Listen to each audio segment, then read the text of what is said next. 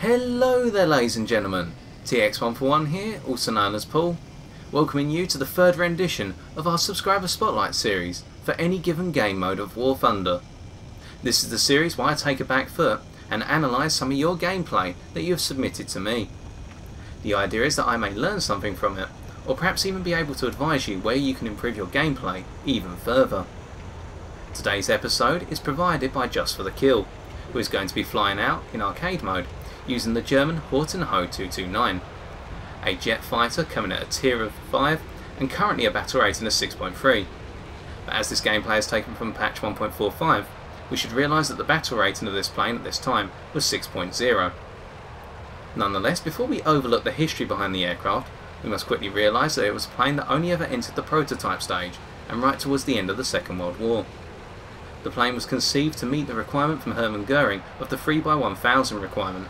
whereby the plane would be able to deliver a payload, in terms of bombs, of 1,000 kilograms over a distance of 1,000 kilometers, and at the same time be able to reach a top speed exceeding or meeting 1,000 kilometers an hour. In essence, this gameplay is not about the aircraft or how it is handled, but more about the overall game strategy which Just4TheKill is going to employ, and hopefully this will justify why I featured it for today. So with that being said, let us get into the action. Ergo, the Kill, as we shall refer to him from here on in as part of the B News clan, which I may only assume delivers bad news to anyone who crosses their path, is going to show us how time is no constraint even when it is in limited supply, especially on the airfield domination map Korsun, which is renowned for providing very short arcade matches, thanks to that single, central airfield which is very difficult to recapture once it has been captured. We do not know the Kill's setup, but as they go into a sharp climb and then have to level out at approximately 2,450 meters altitude, we must assume that they are probably using the default belts. The reasoning here is that whilst their shooting is accurate, at the same time it would seem that only a very extended burst of 30mm high explosive ammunition is dealing any damage. And due to the mixture of high explosive and incendiary tracer ammunition within the 30mm default belts, this is why we can make the estimate. At the same time, for gun convergence, we are going to say 500 meters, due to the forward mounting of the cannons and the fact they are towards the nose, leading to a more central cone of effect. With our approximations out of the way then, we must straight away pick up on the fact that the Kill has noticed a G5M1 which is being completely ignored and allowed to fly over the friendly ground units and dispatch them with its bomb load. The G5M1 will not be able to celebrate for long or come around for a second pass, however, because the Kill has dispatched it for their first kill. At the same time, this is not adequate enough in the Kill's mind. Looking around for a potential other opportunity, we see an enemy Wellington which is being harassed by a good portion of friendly fighters but not being eliminated, so the Kill is going to assist in this regard and pick up what will be their second kill. We know that this means that the friendly fighters on the Kill's team now have the ability to finish off the furball which started very quickly in this match, especially over the friendly ground units, with the only enemy fighter left being an ME-262A, which is going to be dispatched by a Messerschmitt 19K4 flying in at high speed from the spawn, despite the Kill's intentions to come around and dispatch it himself. At this point the Kill picks up on the fact there is at least one enemy fighter at higher altitude above the friendly territory, and so instead of being lured into stall fighting, the Kill decides to fly off to the other side of the map, thereby conserving and building up their energy even further and drawing attention away from themselves. At the same time, we can therefore say that the Kill is constantly looking for opportunities and reacting to developing situations, and this is key, because having sacrificed a good portion of his or her altitude, this does mean now that they are exposed to the fact that anyone could dive down on them at any given moment. Yet this higher altitude enemy fighter we speak of has now been dispatched, in a head-on with a friendly fighter and both planes being knocked out accordingly due to fuselage fires. And so the Kill wastes no time in picking up on a G8N which is being allowed to proceed through the centre of map, much like the G5M1 from earlier. And so, despite the 20mm cannon fire being fired towards the Kill, they are going to put in a short burst and achieve a critical hit, or at least one that sets the left wing on fire of the G8M1, and allow the Kill to pick up their assist, their only assist I should add. This means that the Kill can now break off, having stayed alive for long enough or stayed in the fight for long enough in order to achieve such damage. And at the same time, this is probably the smartest decision, because the 20mm cannons on the back of that G8N can be very effective.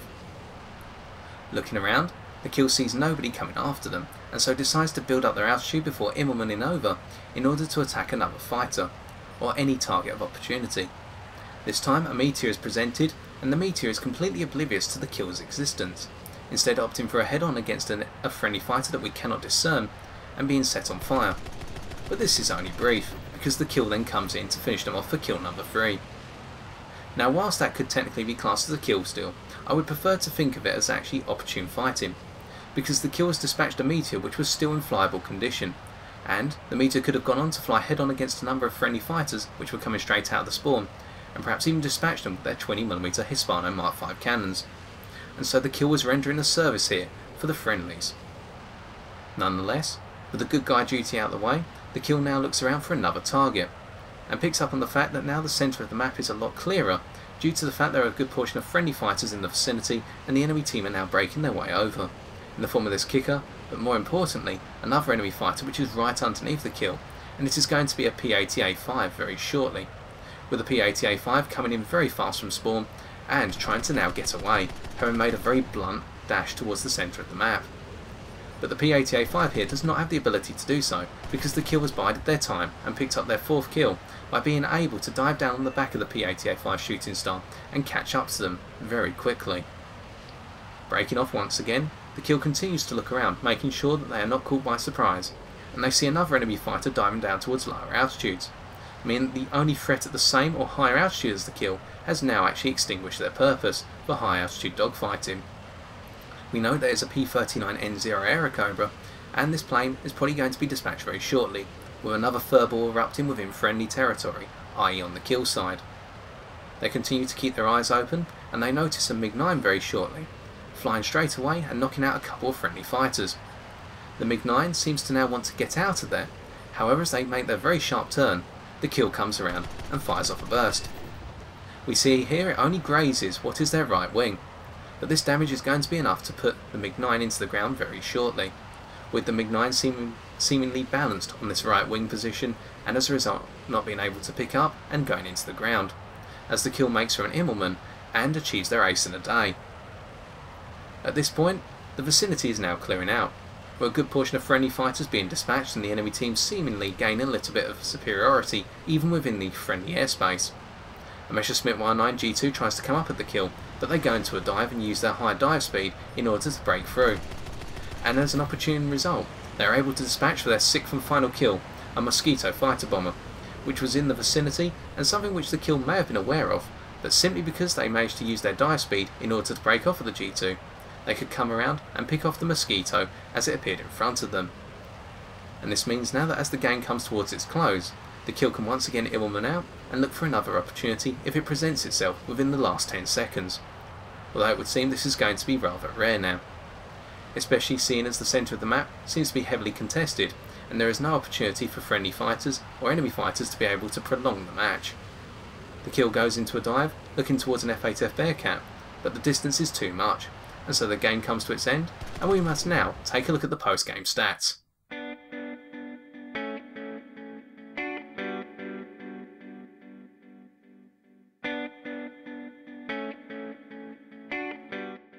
So, a short but satisfying game nonetheless. We must now conclude our final analysis of the kill's gameplay. Starting with the good, the kill embodied the goalkeeper role of an airfield domination match to the full extent, whereby we define the goalkeeper role as that of a player who sits in reserve within friendly territory, never pushing their luck but at the same time always keeping an eye out for enemy fighters or bombers alike, which are able to proceed into friendly territory, whether it be shallow or deep penetration, and they are able to enact their objectives accordingly. The two key examples of planes doing this would be the G5M1 at the start, dropping its bomb load on the friendly ground units over the top of an encroaching furball, and the second example would be the P-80A5, which was able to boom and zoom off through the middle of the map, attacking friendly fighters and harassing them. However, the kill's fulfillment of the goalkeeper role meant that these two foes were dispatched accordingly. However, to complete this role, one needs two very unique qualities. The first being very good spatial awareness, of which the kill had this full extent possible once again. Throughout the game, the kill always kept a 360-degree vision on all targets, whether they be far away or in close proximity. And our best example would have to be after the second kill on finishing off the Wellington, whereby as the kill went to start climbing up towards higher altitudes, they instantly noticed an enemy fighter up at approximately 2,500 metres altitude by comparison with their own 500 metres altitude, and decided to react rather than proceed to try and stall fight, essentially turning around and heading off to the other side of the map in order to stay alive and remain off the enemy radar. The second of these two qualities would have to be reactivity. Reactivity stems not just from a player who is observant, but by a player who is able to time their intercepts accordingly, of which we have multiple examples here, with our most important one being the intercept on the MiG-9. Whilst the kill's burst did very limited damage, only achieving a critical hit on the right wing, it was the fact that they were able to catch the MiG-9 before it could break around and fly off, causing the MiG-9 enough damage to crash into the ground, that is the important factor here. If this had not been timed in such a regard, then the MiG-9 would have been able to break off, or perhaps even come around and knock out one or two more enemy fighters, i.e. according to the MiG-9's perspective. A second timing example, and therefore reactivity, would have to be the attack on the G8N1, whereby the kill did not get the actual kill on the G8N, but they were able to come around and force the G8 to have to fly towards the side of the map rather than continue through the friendly territory. And by just doing enough damage to set their left wing on fire, i.e. the G8N1's left wing, the kill guaranteed themselves an assist and ensured that that bomber would not come around for a second pass. And so, we must now move on to areas of improvement. With such aplomb in the execution of the goalkeeper role for this game, and the limited time available, it is very difficult for me to make any key suggestions on areas of improvement. Nonetheless, I have a very brief one for you just for the kill, if you are watching this. My suggestion would be thus. At the start of the game you went after the G5N1, and I refuse to diminish the fact that you executed the G5N1 with such aplomb. But at the same time, much like your 6th kill on the Mosquito fighter bomber, which came about as an opportunity after you dived out of the way of the Messerschmitt Y9G2, I feel that you could have had a similar situation against the G5N1, if we put the G5N1 and the Mosquito in the places of each other, whereby, if you had pushed your altitude position of 2,600 metres towards the centre of the map, you could then split S and cut your way back towards friendly territory in an extended dive, rather than diving from friendly territory to the centre of the map, and even clipped one or two enemy fighters within the vicinity during the course of the furballs to pick up one or two more assists, and then take out the G5N1 as it comes around for its second run on target. This is the only suggestion I can make, and to be honest, if I have to conclude right now, I have to say that this game is an absolutely perfect demonstration of how one can use any given fighter, or even a jet fighter, as I hope to use these techniques when I start flying my ME-163B Comet more, in order to pick up a good score and at the same time stay alive and well out of the attentions of the enemy fighters, which may be lurking up high or in close proximity, because they'll never see your presence on the battlefield, as you're always in and out. So thank you Just for the Kill for providing us with this replay. As always, if you feel that I was too critical or not harsh enough, why not leave your own thoughts in the comments section below? And at the same time, if you would like to submit your own replay for me to review, please see the details in the description section of this video in order to see how you may do so. With that being said, if you enjoyed the video, why not leave a like, comment or subscribe for future War Thunder videos on my channel. Yet until next time, ladies and gentlemen, take care and good luck in the skies!